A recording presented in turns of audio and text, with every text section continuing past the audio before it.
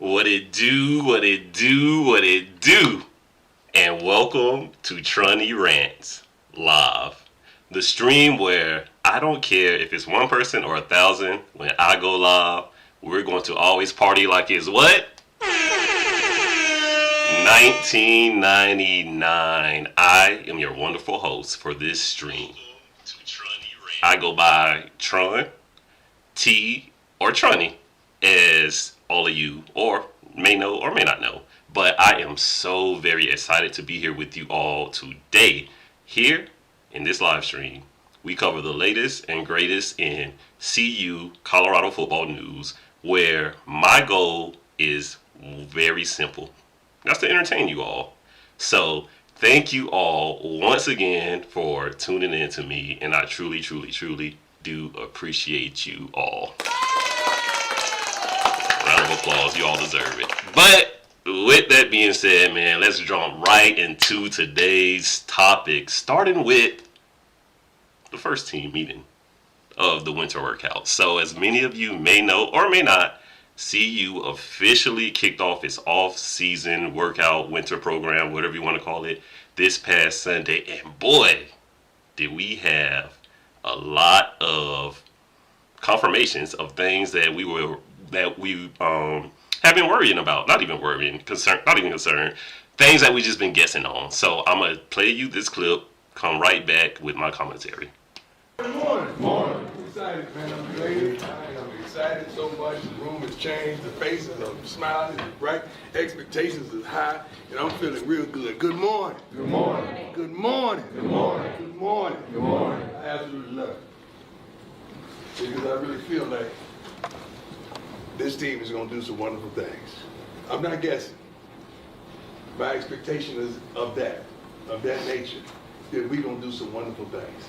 This room looks so darn good and it feels so good, and the expectation that we have in this room exceeds all thoughts that I think some of you have ever had. I don't know how many of you have actually won in your life. I know many of you have, but we're going to exceed those expectations you have of winning.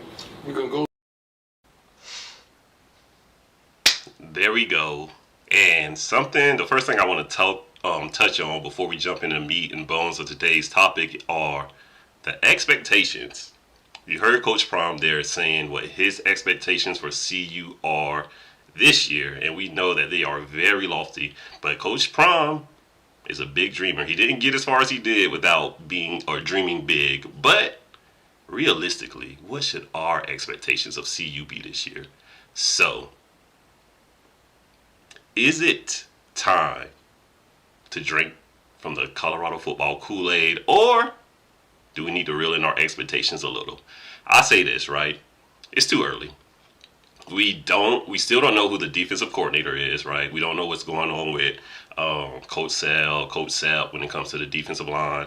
But when you look at the lay of the land of the Big Ten, with Arizona going through the coaching changes that they are recently going through, can we really expect Arizona to be what they were? I mean, I don't want to call this season a fluke, but they haven't been this good in 20 years. So I'm not betting any, not putting too much stock in Arizona. But outside of that, man, for me, I look for Utah, Arizona State, Kansas State, and even Oklahoma State, along with Colorado, of course, to be the real shakers and movers when it comes to the Pac-12. But that's not what we're here to talk about. Here to talk about, man, the new coaches and new positional coaches or staff members that have been added to this staff that got confirmed via well off on Sunday. But we have a few bills to pay. So play this ad real quick and get right back at you. Hi. Are you tired of the same old when it comes to the type of sports content you consume?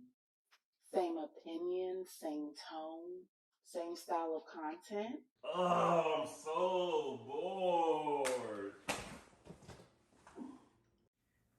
Are you looking to spice up your sports life? Well, subscribe to Trani Rants, where we are guaranteed to pique your interest and keep you coming back for more. Trani Rants, subscribe now. Y'all heard it. That wasn't me. So subscribe. You gotta listen to the young lady. But back to the meat and bones. After Coach Prom addressed the team, that is when we got to meet the big dogs that he brought in on his coaching staff, the new coaching changes, because, as we all know, there's been quite a bit of turnover on this staff since the end of the season. But we're not going to go over every new single addition that they've added or new role of a person or new role of someone who's already been on the staff today. We have plenty of time. We have from now until September, so trust me, we will get to it. But I do want to talk to you all about a few of the coaches that they brought in. Starting with the first one, man. Coach Rispris. Ladies and gentlemen, let me tell you now, they got them a dog with this one, okay? For those of you who don't know, Coach Rispris comes from FAMU, where he was the head of recruiting there. And I believe at Colorado, he is going to be the assistant director of player personnel. I mean, this is just a guy who is tapped in when it comes to the Florida football high school scene. And I guarantee you that there won't be a 5-star recruit that he will not be able to see you to be able to get a sit down in the room with. I guarantee that he will be able to get them any 5-star recruit in Florida to at least meet with CU. So man, I'm hyped. I am hyped because, like I said, man, if you do the research, do the work, you look and see what Coach Rispris did. I hope I'm pronouncing his name right. Rispris did at FAMU. I mean, after Coach Prom left for Colorado, left Jackson State, him and Coach Simmons, in essence, had the best roster in all of SWAC. So that just goes to show you this man's recruiting power, and with more resources, right, he is going to be able to do some great things for CU. And I'm excited. But the next man that was up, man, that we finally got confirmation of, our new offensive line coach, Phil Load Hope. Speaking of a lot of coaches, see, when I talk in this mic, y'all know I mean business. Did y'all hear about y'all boy Bill O'Boyle and Sean Lewis? Heard how they broke up? I mean, I thought they were a package deal, but hey, that's neither here nor there. Guess Sean Lewis came to his senses and decided, hey, my job will not be in your hands. So shout out to him for that. But back to business at hand. Phil Low, man. For a lot of people who don't know, this is a dog. I mean, the first thing you notice is his stature. He walks up there and you just see the massive human being that he is. And when he's giving his speech, you can just tell that this offensive line is going to have a toughness to them and a nastiness that we, quite frankly, did not see at all from them last year. And the thing that confirmed it for me was the CU versus CSU game when Travis got that late hit, which we all, whatever, we're not going to rehash that. But when, Travis got that late dirty hit and nobody stood on business except for Shador. That right there told me everything I needed to know about this offensive line. I was like, hey, respectfully, the boys ain't built like that, man. Because how can you allow something like that to happen to your own teammate? But with that being said, man, I already know the work that Coach Phil Lodeholt is going to do is going to turn this offensive line around. And ladies and gentlemen, if they do what we expect them to do, look out. I'm telling you now, look out. But that was not the news that had me hyped. The last bit of news that we finally got confirmation of, which is kind of comical, but it was that Pat Shurmur is the new offensive coordinator for CU. Now, when